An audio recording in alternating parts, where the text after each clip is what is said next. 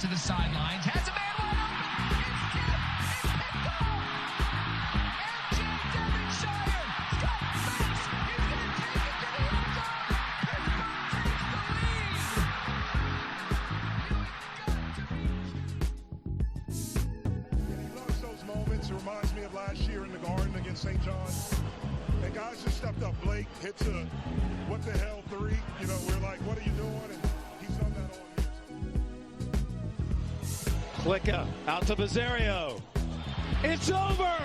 The Pitt Panthers have upset Wisconsin. Anybody if he hits his field goal. Up and got it. Sauls does it again.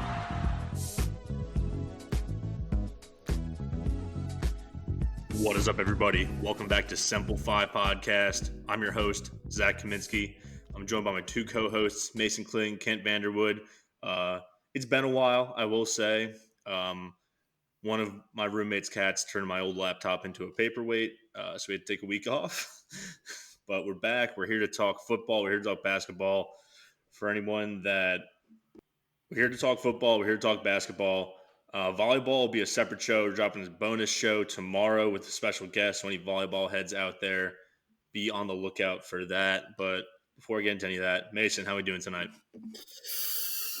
Doing well. I feel like we got a lot to catch up on here. There's been a lot of news, some good, some bad. We're going to get a whole hodgepodge of everything Pitt sports here. So excited to get into everything. Yep. I mean, we've just got a lot to talk about. We're going to get right into it. But before that, Kent, how are we doing tonight? Good. Yeah, the misery of football season is finally over. So we're doing good. Yeah, honestly, we're free. We don't have to think about football games for quite a long time. And that's honestly all I can ask for after they finish the season 3-9. I'll be honest, as far as the Duke game goes, I have no real thoughts on it because I didn't watch it. I was actually out to brunch with my dad. Both my mom and my dad went to colleges without a football team, so they just kind of don't get it.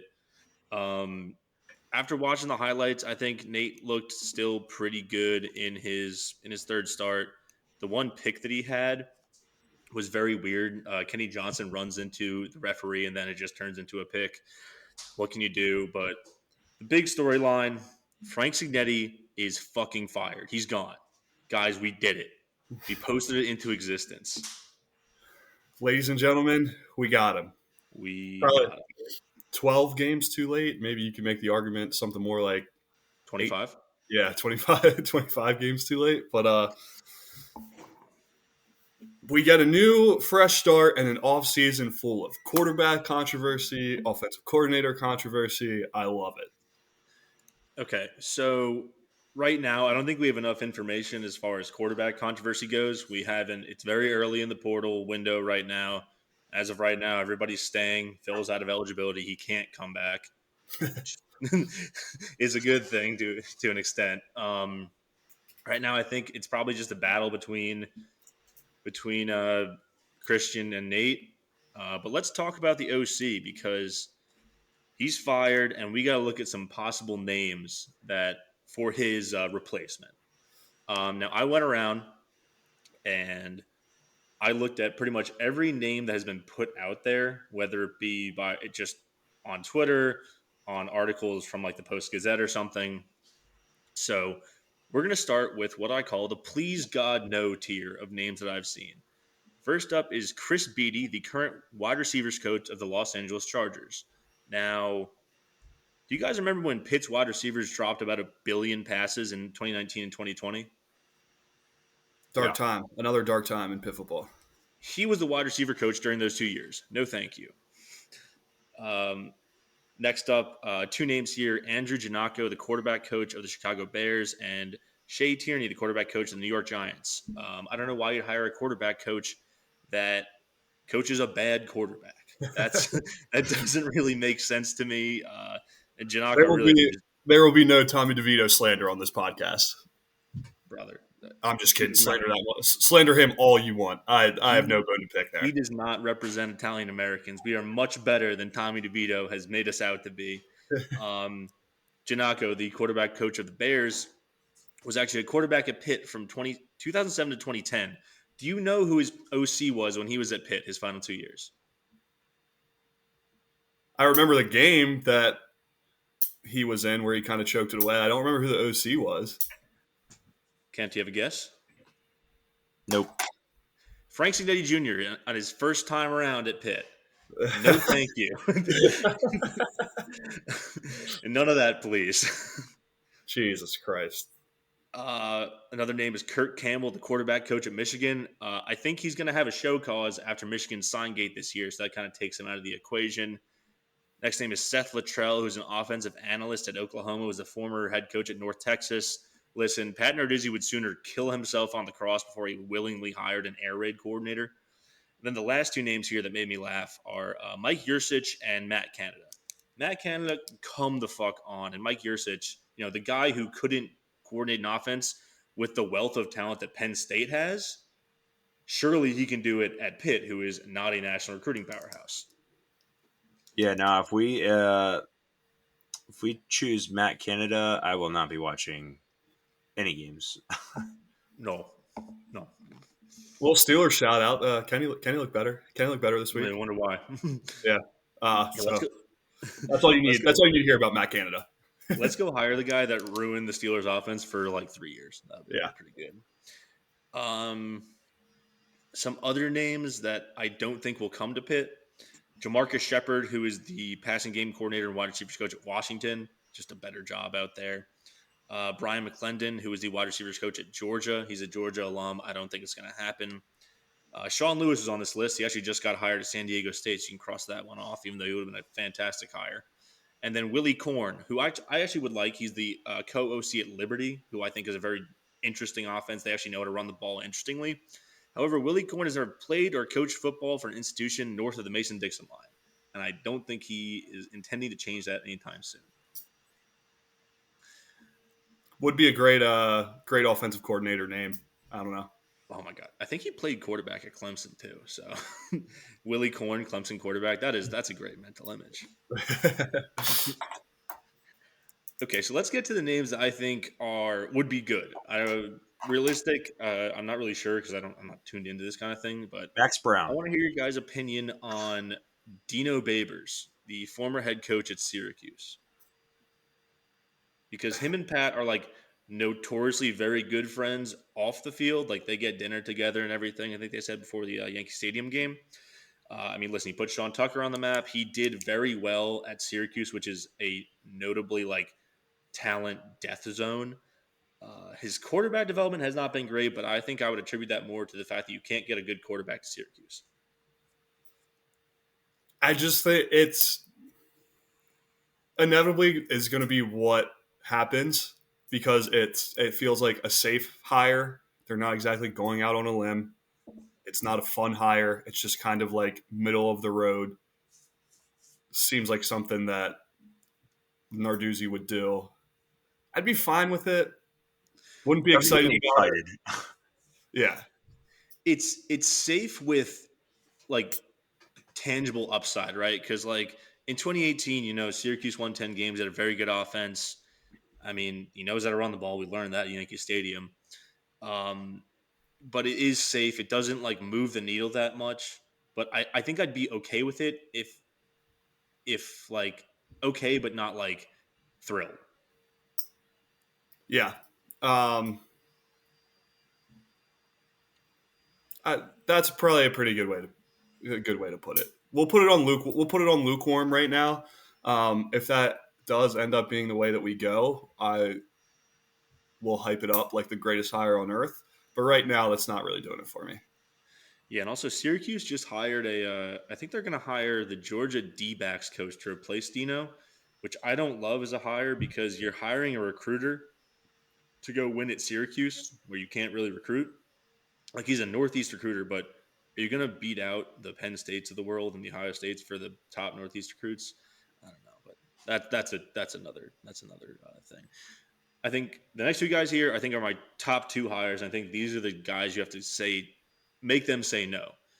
And the first one here, Brennan Marion, current UNLV offensive coordinator, former wide receivers coach at Pitt. Listen, UNLV is a very bad program historically, and they're in the Mountain West title game this year.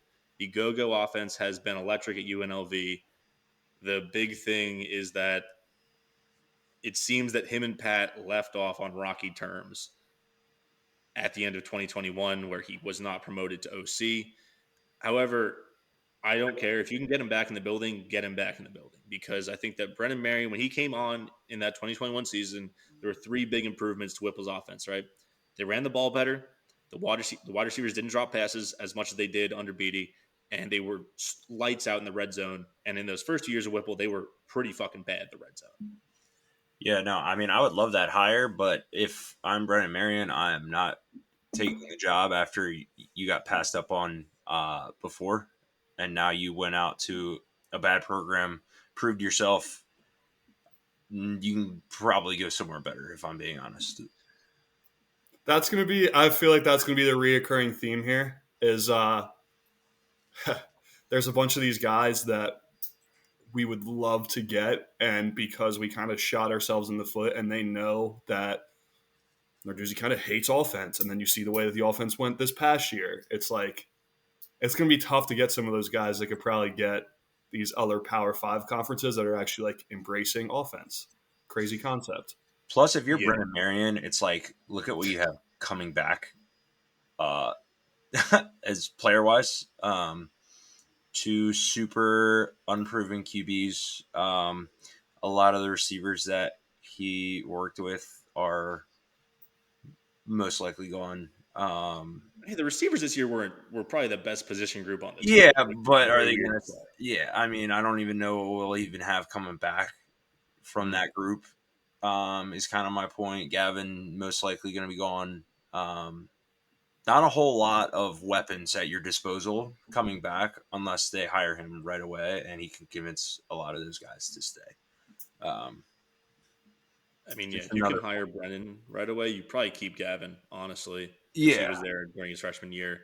But like you said, there just might be a bigger job that comes calling for Brennan's name, whether that's a top tier school's offensive coordinator, like Oklahoma's open, Notre Dame's looking for an OC, Penn State's looking for an OC, or like a G5 level head coach like Sean Lewis just took at San Diego State. He might just jump for the bigger job. You know, he's a climber. You know, he doesn't like to stay in one place. I honestly, even if he came here and left after a year or two, I wouldn't be mad because if he leaves after a year or two, that means we had a really good offense. Yeah. I mean, hey, I'm a big advocate for sometimes you got to go back to move forward. Brennan Marion wants to come back. I'm all for it. But yeah, especially if he was salty about not getting it the first time. I don't know how you bail. I don't know if how you, as Brennan Marion, bailed Pat Narduzzi out for his poor decision the first time when you left on bad terms with him. Like, Yeah, you know, we love a homecoming in Pittsburgh. See Phil, but that one was more on his terms, not so much on, like the program passing him up. Like we probably would have taken him earlier on, as opposed to Brennan Marion getting declined the OC position. Yeah, So wouldn't be probably as cool of a homecoming, but we could always get that storyline going, right? of course. I mean, he's a Pennsylvania native, I think, or he coached in Pennsylvania high school for a while. But it would be a fantastic hire. I just wanted to put it out there because it would be nice, but realistically, probably not. yeah, that would make me a lot more excited than Babers, though. I'll put it. Oh, for sure.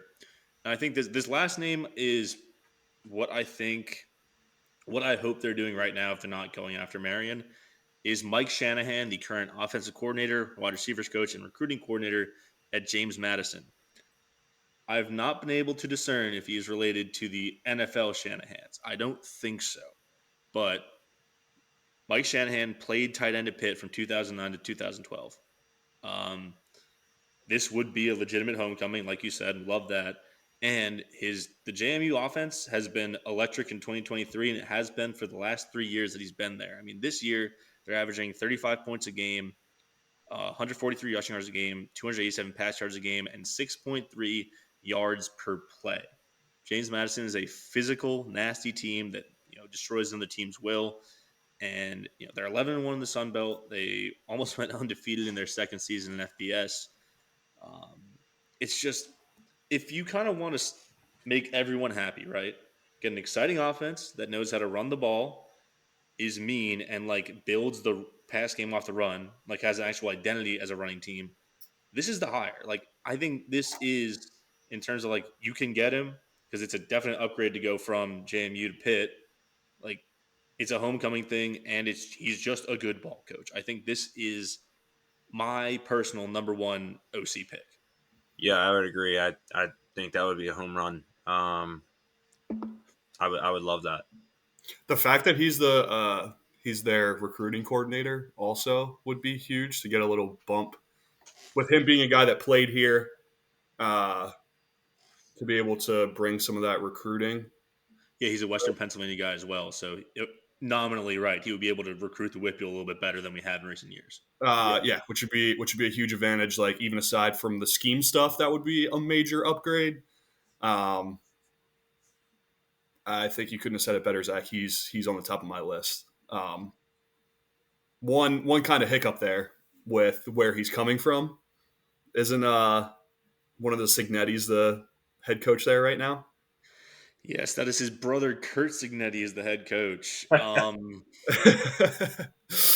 Which I think in the scope of college football, that would be one of those things that you could definitely separate art from the artist, and it would be no ill will. He knows that's a better position to go and get. I don't think that I forget the Cignetti that's at JMU's name. Kurt Cignetti.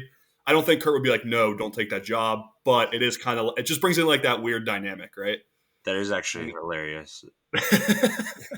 If he's gonna take the job, Kurt can't say no. He's just gonna get hired away. It would definitely be a double teabag of the Cignetti family name. But at this point, Frank's ruined it, man. When I saw that Kurt Cignetti greater than Saban sign at the JMU game day, I freaked out. I was like, who the fuck is saying this? Yeah. What if we just hire Kurt? I think Kurt's older though. Mike Shanahan's much younger. I think Kurt's in his 60s. Oh, trust me, I want Mike, but I was just saying it for the bit. That would be that actually be fun. You fire your OC and you just hire his brother as his replacement. This league, man. That would be extremely funny to coach JMU to 11-1 and then go, I'm going to be the OC at Pitt. Just to prove them, to avenge my brother's death. Steelers hiring Kurt Canada. His name is Matt Quebec, and he has an oversized nose and a very large mustache. I've never seen him before. He's a local high school coach legend. Do you guys have any other names that you've heard want to put out there? Kent kind of snuck one in there earlier. Didn't you say Max Brown? Oh, yeah, Max Brown. Yeah. Yeah, we're hiring Max Brown off of the set of Pac-12 Network. I mean, I guess he's gonna be out of a job soon with the Pac-12 dying. I mean, I don't know. Come on down. Yeah. I don't know if that moves the needle. Dude, yeah, it's funny. I don't know. Any former good player analysts that want to coach college ball would be kind of interesting. Get RG3. RG3 would just be making penis jokes on the sideline. His inside run play would be named 41 thrust. Yeah. Okay. Yeah. I don't know. We wouldn't leave a national TV spot for the Pitt OC job. Hey, give him a call. Make him Larry say Fitzgerald. Let's just get Dan Marino or Larry Fitzgerald. I don't know, one of these. Darrell Revis, OC, just coaching the other side of the ball. Hey, to truly understand the defense, you have to play it, and he played it. So Larry Fitzgerald would actually be sick, but I don't think that he's exactly looking for gigs right now. I No, think he's probably chilling in a major way. he's not technically retired from the NFL. I think he's still waiting for that phone call. But Hey man, any given Sunday. Any other thoughts on the death of Frank Cignetti? He has been compromised to a permanent end. Pour one out. No, I'm not. Pour one out. A There's no respect in celebratory, this a household. celebratory pour one out. don't That's let the like goal on the way out. pouring one out is like aloha, right? It could mean it's like hello and goodbye. It's like damn, sorry, and fuck you. They call it the Finnish aloha. Just pour one out. Okay. Other quick football news before we talk about basketball, or I guess preview conference title games. This is kind of breaking news on the pod. There are rumors that Charlie Partridge is interested in joining the Florida Florida coaching staff as the D-line coach. Don't do this, please. Give him $1 billion raise. Don't go work for the Florida DC that looks like what's the fat kid from Diary of a Wimpy Kid's name? Rowley. Rowley. He looks like that motherfucker. I knew Kent was going to pull that one. I knew Kent had that in the bag. Don't call me. Don't come to my house. Oh, That's what I hope Charlie Partridge is telling him. Yeah. And then Simple Five, the only podcast where you can get both hard hitting football analysis as well as Dive and Wimpy Kid impressions. listen, nobody's doing it like us. And last up here in Pitt news, the All ACC team came out like as we were recording. So just congrats to these guys on having a good season. We had a bad season. That's second team cornerback MJ Devonshire. Honorable mention tight end Gavin Bartholomew. Honorable mention wide receiver Bub Means. Honorable mention safety Donovan McMillan. Honorable mention special teams Kenny Johnson. Congrats, guys. You deserved it. Yeah, congrats, dude. It's wild. It's wild how good Gavin is. And he didn't get used for like 3 weeks, and he's still an honorable mention tight end. Yeah, like as little as we used him, he still got honorable mention. If we had a somewhat competent offense, like, oh my god. I can't wait for him to go be like all right, he might not be like a beast in the league, but I can't wait for him to go have a good solid career. And people be like, man, where did he go to school? They can be like, oh, Pittsburgh, barely. But oh, how many catches did he have his last year? Oh, 5? I'm actually what's his season stats here? I bet they're really funny.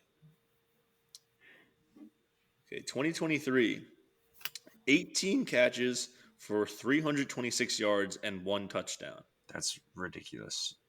18 catches in 12 games for the boy. 10 games. He did miss 2 games, you're right. So the other thing is here, Yankee Stadium. His freshman year, in less games played, he had 28 catches for 326 and 4 touchdowns. So in a little bit more games played, he had the same amount of yards on less catches. God damn, he's so fucking good. Yeah. Is he good? Like, do we happen to know how bad his injury is? I don't know if I ever saw that, but they never reported on what it was, I don't think. It did not look good at Yankee Stadium. But no. I guess, yeah, I mean, I didn't even really think about that in terms of his offseason choices, but depending on how bad that is, that obviously comes into effect. So. Right now, pick a team. If Gavin's going to transfer, where's he going? Mason first. Oklahoma. Kent. I was also going to say Oklahoma because I was just thinking about Mark Andrews, but yeah, again, depends. I mean, if he depends how bad his knee is, I don't know. Pick a team, Kent. Come on, have some fun. So I can't double down on Oklahoma.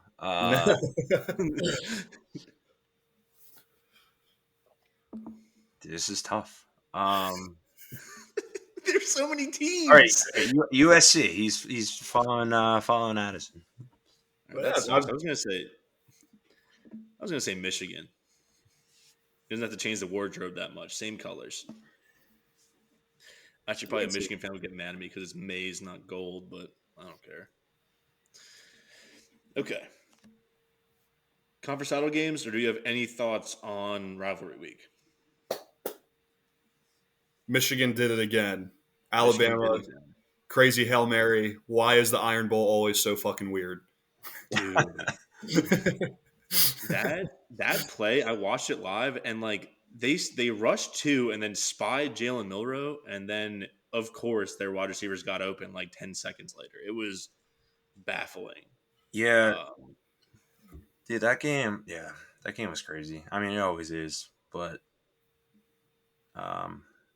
Auburn like fumbling the punt return right before that too. Like that, I don't know. They had their chances and we literally fumbled them away. So It was like 4th and goal from the 30. That's insane. That's so bad. Also shout out to Kansas State, Iowa State, Farmageddon on ice. Just a crazy good looking game. They had a running back go for like 300 yards, 3 scores. Just shout out to that. Then let's pull up our preseason conference championship picks. ACC, I had Florida State, Mason had Clemson, Kent had Pitt. we have the runner up or just the winners here. okay. I don't remember the runner-ups. I'm sorry. I remember that. I remember who I think I could probably remember mine, but actually, I remember it for the ACC, and it was Florida State. That one aged like milk. But I had Clemson. I had Pitt over Clemson. I'm pretty sure. So that one, that one did not age well. I think I had Florida State over Pitt, so I'm alive there. With Jordan Travis out and hurt, do we think that Florida State is going to go 13-0, or are they going to freak it and get left out of the playoff? I think they're going to go 13-0, and the committee is going to be so fucking pissed about it because that Florida State team without him, I don't think is really good enough to do anything in the playoff. But can you leave out that the undefeated team that's a conference champ? No, I wouldn't. Yeah, I mean, I wouldn't, but the committee is also liable to do something really dumb. Yeah. Yeah, I wouldn't rule out the fact that they could just leave him out just because he's out. The committee is going to be scratching, crawling, screaming, crying, throwing up for Louisville this weekend, I think. So they don't even have to worry about it. But I agree. But I mean, at the end of the day, it's about TV ratings, money, that sort of thing. So they have a huge fan base, though. I don't know. They do. So either way, I don't know. We'll worry about that when the time comes. But yeah, plus Louisville just lost to Kentucky. They'd been begging to lose for like a month and a half. Yeah. They're out. They're out of the picture. But I also don't see them getting it done against Florida State. But Florida State didn't look good against Florida. So that one's, I guess, it's probably one of the more interesting matchups of the weekend. Big Ten. Me and Kent had Michigan. Mason had Ohio State. It all came down to last Saturday. Me and Kent came out victorious. I don't think there's really a lot to preview with Michigan versus Iowa, except that the team total for Iowa is like 6.5 points. That should tell you all you need to know about this game. Under. Under. Mason, did you pick Iowa to win the West? No, I thought I got freaky with it and picked Minnesota. Oh, you're right. I had Wisconsin, so I think I had Iowa. I'd have to go back and listen to it, but I'm fairly certain. Okay, yeah. So I just really didn't want to. We talked about it. I mean, this was before the season even started, but we're basically like it's going to come down to Michigan, Ohio State, and the winner of that game is going to win the Big Ten, and that's exactly what happened. So. Yeah, also, not exactly that far fetched of a prediction, but we just knew it for months. Yeah, so. we all went pretty safe on that side, and then everybody got a little bit freaky on the Big Ten West. But on the West, yeah. Yeah. Next up, Big 12. Mason and Kent, you had Texas. I had Kansas State. Not looking good. Texas is playing Oklahoma State in the Big 12 title game.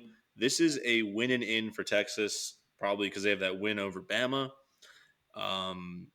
Should be a good game, I think. Ollie Gordon's looked really good for Oklahoma State. Texas finally looked good again last week, killing Texas Tech. Um, I think the line's up to like 14 points in favor of Texas here, but I don't really understand why it's that big. But Yeah, I'm this is feeling good the about that pick. I would be if I were you. Next up is the Pac-12. We went 0 for 3 here. You guys had USC. I had Utah. The matchup is Oregon versus Washington, 8 o'clock on Friday. This is probably the best game out of all the title games. Two amazing offenses going against each other, two Heisman contenders with Bo Nix and Michael Penix. And the line is Oregon minus 9.5. Yeah, the spread's kind of wild. I do think Oregon's going to win. I was surprised to see the line quite that big, but yeah, I mean, this game earlier this season was one of the games of the year. Um, Washington obviously pulled that one out. I expect Oregon to get their revenge. I think Oregon's just looked better as of late. Um, and yeah, my Bo Nix Heisman future is really riding on this one also. Well, Kent, my future for Washington to make the playoff is also riding on this. So we're having a bet off this weekend. But I do kind of agree with you that that is a big line. But Oregon definitely deserves to be favored in this game. Tough to beat a team twice.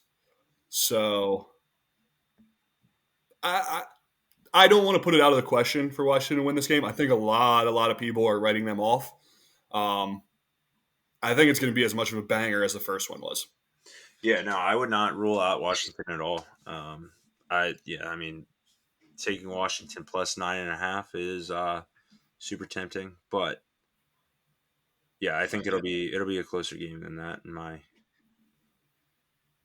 opinion. I'm gonna pull for the Huskies just as I did in the first matchup. I just think the spread's too big, and I just hope that they give us another game of the year type performance. It's interesting that it's going to be at a neutral site and not in Washington, but I'm just looking forward to watching this one on Friday night. In the SEC, you two had Georgia, I had LSU. Georgia, Bama, LSU. I think could have done it if their defense wasn't a wet paper towel, but it was. Um, Georgia, I hate to say it, I need you guys to win. We do not need Alabama in the playoff. Just keep them out. Just keep them out. Don't need any of that. Yeah, that LSU has a conference-winning offense for sure. They got a guy that might go and win the Heisman as well. So Yeah. they were a defense away from a good chance of being in that game. But Georgia's kind of been king. They've looked human this year, but they get Brock Bowers, and it's going to be an interesting matchup this weekend. Yeah, it's actually wild looking at Jaden Daniels' numbers. It's like He's so good. his stats are way better than Burrow's were the year that he won the Heisman and they won the Natty. So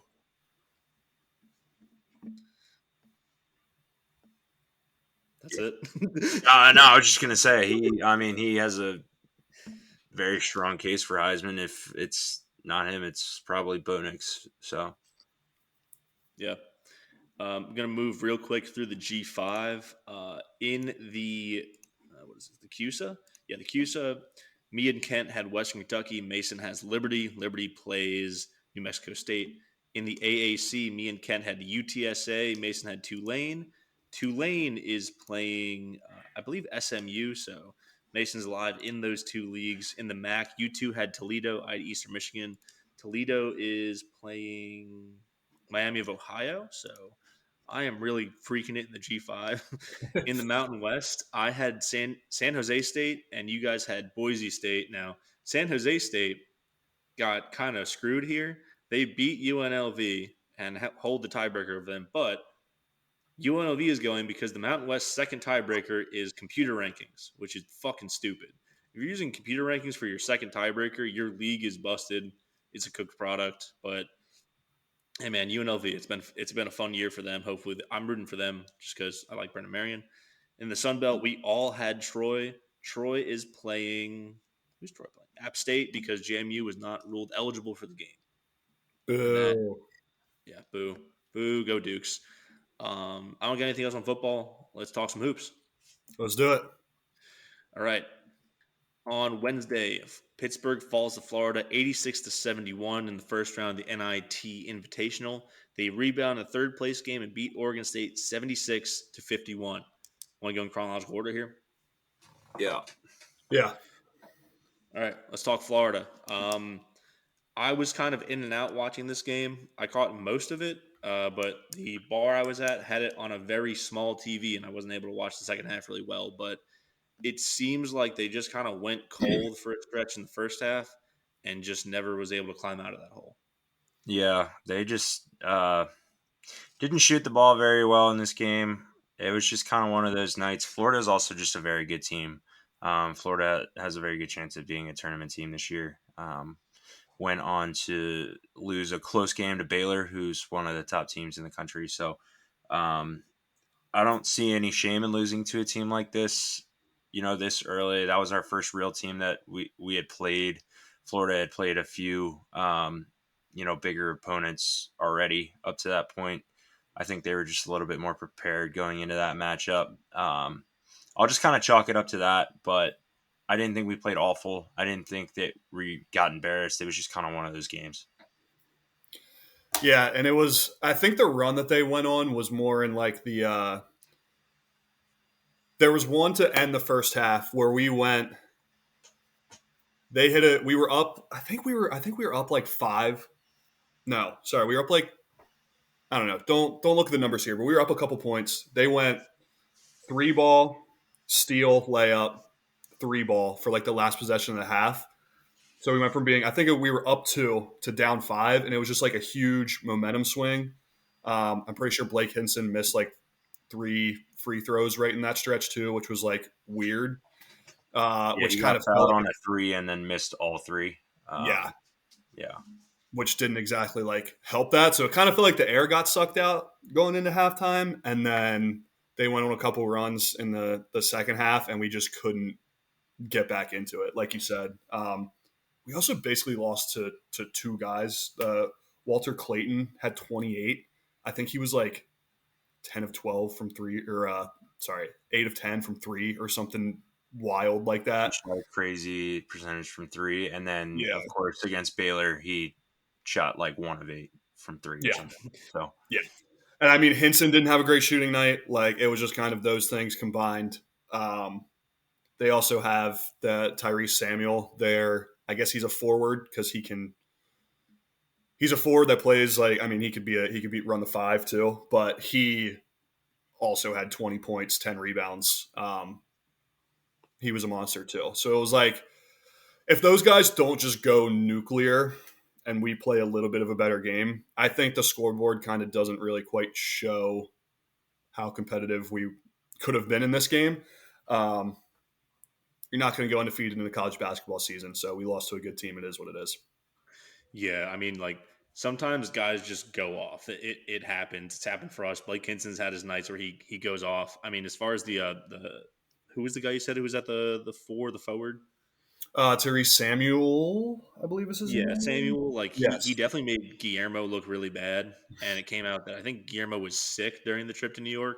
But it's definitely like our bigs behind Fede are definitely still the weak point of the team, and sometimes you just don't shoot well. It happens with these capable teams, and it's not like we looked like we were out of Florida's league. It's just that one of their guys was really good that night, and all of our guys were they all had an off night at the same time. Yeah, one guy who I do want to shout out. He had good games both games over the weekend, or over the break, I guess I should say. Ish Leggett has started hooping a little bit. I think they're trying to really get him more involved in the offense, which is great to have another. He can shoot. He can create shots. So it was kind of his coming out party, it felt like. So if you're looking for a positive in a game that we lost, I would say it would be that. Yeah. You want to talk about that second game then? Yeah. Much better outcome here. I think that Oregon State is a really not great team, but we took Possible. we took care of business with a really not great team. Which again, we talked this about like with the first couple games this year, beating the teams that we're supposed to. Another good game from Ish. Kind of a quiet game from Hinson toward the very end or from the beginning. But yeah, I mean, we got it done, right? I mean, yeah. I mean, you know what? You get up off the mat, and then you take care of business after you drop a game that you did not play well in, and you don't let that carry over into that second game. Like I said, Ish had 15. Zach Austin had a really good game. He had 19 and 8. Hinson ends up with 17. Fede had 10. Pretty quiet game from Bub Carrington, only having 5, but he had 6 assists or 6 rebounds, 5 assists. I don't know. It just shows that like this is a mental toughness check game because if they got rattled by Florida, they might have lost this one or maybe won it in more of like an ugly fashion. But hey, take care of business, survive in advance, and there is a big game tonight as we were recording against Missouri. I believe Pitt opened as they're like a 9-point favorite over Missouri right now. I thought I saw 5.5. I saw it both ends of that spectrum. I saw it anywhere from 5.5 to 9.5, which is a college basketball line move if I ever saw it. Yeah. Yeah. So yeah, at home, important game. So we'll see. Hinson, I think, was like 3 of 11 from 3. Just side note in that Oregon State game, he's still struggling a little bit in terms of his percentage from deep. So hopefully he kind of picks that up a little bit as we get into the winter. But yeah, that's what like I said. He had a quiet game, Kent, which he still had 17 points, and elsewhere on the court he had a pretty big impact. But that's where you really like 3 from 11 is not his ceiling. We all know that. Yeah. Yep. Yeah, exactly. And I mean, 3 for 11 is not terrible. Like guys are going to have games like that. But yeah, I don't know what we shot from the free throw line in this game. I didn't have a chance to actually watch this game. Thanks. It was much better. That was kind of an issue, as I hinted at before in the first game we played against Florida. This one was much better. We were 24. We were 20 for 24 for the game. Yeah. So again, you see that in the final score when you make your free throws. So yeah, for sure. And that's just like I assume they're practicing that more and more as they struggled for a couple games there at the free throw line. That's obviously huge. So hopefully they continue that good shooting from the stripe tonight because it is frustrating.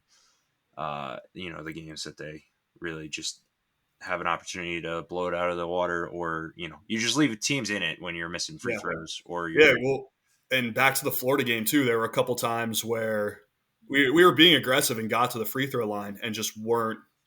Like, especially as we were kind of down the stretch, like we knew that it was going to be an uphill battle and we just got to take chunks away. And when you're not making free throws late in games to do that, it's just really tough to get yourself back into that game. So it's like both sides of that, like staying ahead, but also cutting into a lead. Like, for sure. Got to make them. For sure. Yeah. Yeah. And then beyond, I don't know, Zach, if you're going to touch on this, but yeah, next game is Sunday against Clemson. So that's another big game for us. So yeah, we got a big week. And then West Virginia, we'll record again before the West Virginia game. So we'll touch on that then, but. Yeah, real quick about the 2 games coming up. So Missouri's coming to town. You will know the final score of this game before you hear this episode. So I don't know what's going to happen, but Missouri is 5-2. They lost to Memphis and Jackson State by 1. In terms of wins over like real teams, they have a 2-point win over Minnesota, who I think fired their coach already. So hopefully you want to see that rebound continue as far as Pitt goes with Missouri. Kind of, they were a tournament team last year. They have had a slow start. We're their first big game, so maybe we see them are sluggish against their first like real competition. And then, like you mentioned, Clemson comes to town on Sunday. Clemson is currently they're 5-0. It's Tiger hate week. Right? It's Tiger hate week. Clemson's 5-0. They have wins over UAB, Clemson, and Boise State. As far as like, did you say Clemson has a win over Clemson? Alcorn. But yeah, they're actually playing Clemson, or they're playing Alabama tonight. So I guess we'll learn a lot about them when they play tonight, Yeah, I 9:30. was gonna say they have a game tonight too. I know, so they have their SEC challenge as well. So I mean, hey, this is a big week, and then like you mentioned, Wednesday, December 6th, we'll talk to you before this game, kind of preview it. Pitt goes to West Virginia, 9 o'clock game on a Wednesday, which fucking horrible time. I'm gonna be miserable watching this game, like falling asleep on the couch. But West Virginia announced they're doing a blackout. They're gonna black out the stadium, and I just think that's a wonderful way to honor, their former coach Bob Huggins with his favorite activity to do in Pittsburgh. Blackout? Pittsburgh? Bob Huggins has entered the chat. and I love recycling. somebody on their social media team, you would think would catch that, but Especially against Pittsburgh. that's the thing. You could do that blackout against anybody else, but the fact that you picked a backyard brawl, that's funny. It's so funny, dude. I want someone to show up like just dressed with like a necklace of like empty beer cans around their neck and just be like, "Why are you detaining me? Why are you leaving the stadium? I'm recycling." Carrying a McDonald's receipt or whatever he showed him. This is my ticket. Do you think he was in Youngstown, Ohio? Should we just? I thought it was Columbus. Oh, that's what it was. Yeah, just wear like a Columbus, Ohio T-shirt with like the necklace and like a.